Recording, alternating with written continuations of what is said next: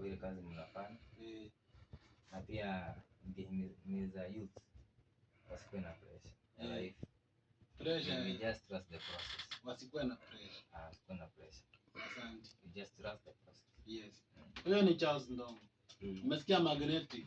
Usikuwe na nini? Pressure. Mawaya umesikia? Nimesikia Kinara. Usikuwe na nini? Pressure achana na Kinara. Huyo ni Charles Ndongo ametueleza. Ndio Charles. Ni kweli. Pressure tuliza. Pressure iko ile ya gari kama ya ndudhi yako. Sawa. Na pia Kinara najua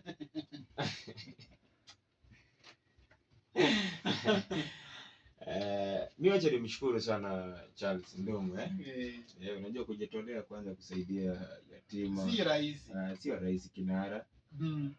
So mimi nasema brother ubarikiwe sana. Amen. Sababu sio jambo rahisi Kinara. Mimi nishajitolea kusaidia walevi watatu hapo Sierra. Nikiingia tu hivi wanataka niwatoe loko.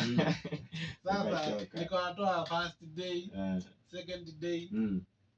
Nikapiga mpaka sonko wangu huko Gilgil. Anaitwa nani? Moricho Joel. Ani support.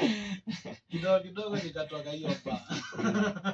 So kusaidia ni moyo ama ni sijui sio rahisi. Kama mimi niliwasaidia siku 3. Wakachoka. Siku 3 hawezi mjinunulia jaba. Na walikuwa tu watu watatu peke yao. Nakuja na wapiga karai. Nikapoeka. Ukachoka sana. Nikaanza kununua yangu. So Charles Ndongo asante.